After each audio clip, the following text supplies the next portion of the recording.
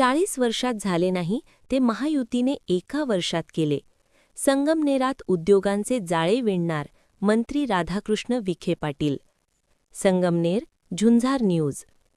संगमनेर तालुक्यात गेल्या 40 वर्षांच्या काळात जी कामे होऊ शकली नाहीत ती महायुती सरकारच्या माध्यमातून केवळ एका वर्षात पूर्ण झाली आहेत.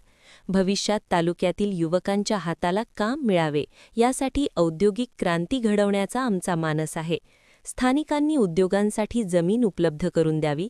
तालुक्यात मोठे उद्योग आणण्याची जबाबदारी मी स्वतः घेतो, अशी ग्वाही राज्याचे जलसंपदा तथा जिल्ह्याचे पालकमंत्री राधाकृष्ण विखे पाटील यांनी दिली. तालुक्यातील पिंपरणे येथे सुमारे 8 कोटी रुपये निधीच्या विविध विकास कामांचा शुभारंभ मंत्री विखे पाटील आणि आमदार अमोल खताळ यांच्या उपस्थितीत पार पडला.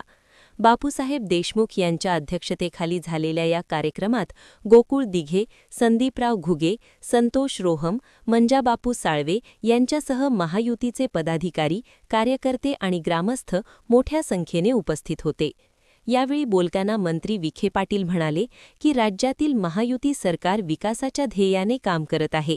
या प्रक्रियेत संगमनेर तालुका कुठेही मागे पडणार नाही याची खबरदारी आमदार अमोल खताळ घेत आहेत. ते सातत्याने पाठपुरावा करून निधी खेचून आणत आहेत.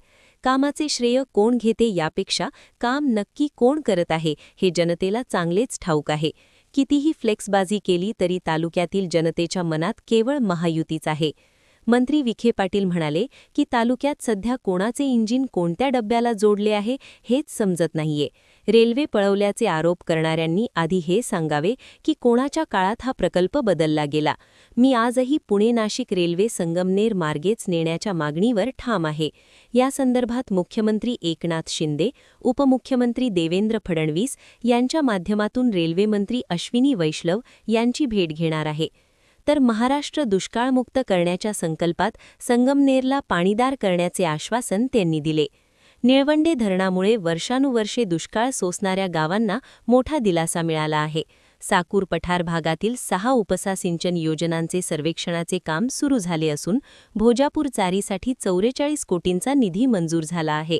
तसेच भंडारदरा धरणाची साठवणूक क्षमता वाढवून वंचित गावांना न्याय देण्याचा जलसंपदा विभागाचा प्रयत्न असल्याचे विखे पाटील म्हणाले. तर आमदार अमोल खताळ म्हणाले की सामान्य कुटुंबातील मुलगा आमदार झाला हे काहींना पचत नाहीये. त्यामुळेच वैयक्तिक बदनामी करून कामात अडथळे आणले जात आहेत. पण जनता माझ्या पाठीशी आहे. नगरपालिकेच्या निवडणुकीत धनशक्तीचा वापर करून विजय मिळवला असला तरी आम्ही खचलो नाही. तिसऱ्याच दिवसापासून आम्ही जनतेच्या सेवेत हजर झालो. विधानसभेला जसा इतिहास घडवला तसाच पुनरावृत्ती जिल्हा परिषदेच्या निवडणुकीत जनता घडवेल असा विश्वास व्यक्त केला. यावेळी अनेक मान्यवरांनी आपली मते व्यक्त केली.